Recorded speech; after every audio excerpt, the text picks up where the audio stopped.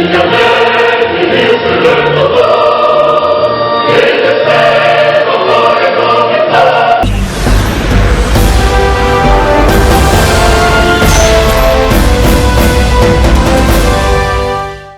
samedi 3 mai 2025, une délégation du Bureau national de l'Alliance nationale pour le changement, ANC, a poursuivi ses efforts de remobilisation en tenant une rencontre d'échange avec plusieurs fédérations locales.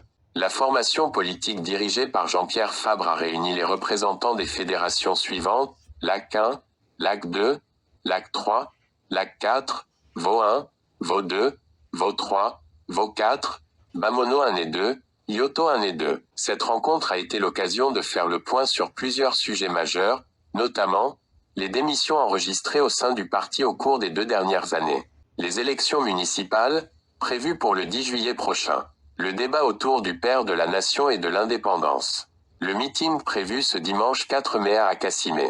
Chaque fédération était représentée par 4 à 5 membres, qui ont activement participé aux échanges. La réunion s'est déroulée dans la commune du Lac 1, précisément au centre d'affaires sociales de Glidji.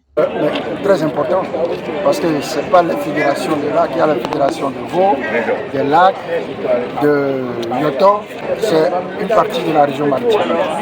Et donc, comme nous faisons des réunions au siège régulièrement, tous les 15 jours, et il nous a semblé important de venir ici pour nous entretenir avec les fédérations, à raison de 4 représentants par fédération. Pour moi, c'est une grande satisfaction de voir que le parti est toujours debout. Et malgré les tentatives de déstabilisation, le parti est là, et en face du régime. Et je compte beaucoup sur le parti pour les prochaines échéances électorales. C'est notre devoir de mobiliser. C'est pour ça que nous sommes. Parler des grands sujets d'actualité. La 5e République, ce qui est en train de se mettre en place là-bas, la nouvelle constitution, etc. Le refus catégorique de l'ANC de s'embarquer dans cette mascarade.